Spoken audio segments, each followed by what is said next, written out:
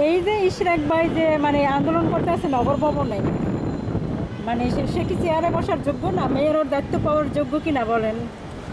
যোগ্য কিনা জানি না, এখন যেটা করতেছে এটা করা ঠিক হচ্ছে না, এটাই জানি। মানুষের উপদেষ্টা তো মানে ছাড়তে আছে না, হ্যাঁ, মানে উপদেষ্টা ছাড়ার এখানে কিছু নাই, যেহেতু ম্যাচ শেষ হয়ে গেছে।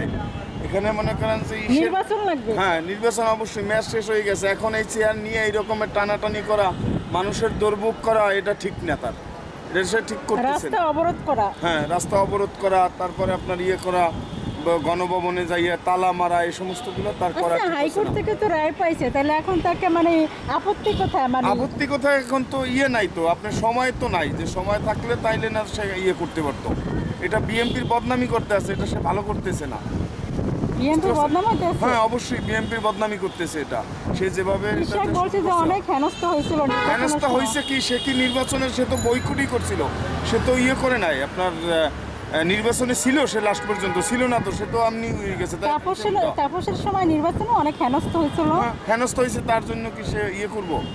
সে এখন আবার আমাদের জনগণকে হেনস্থা করব?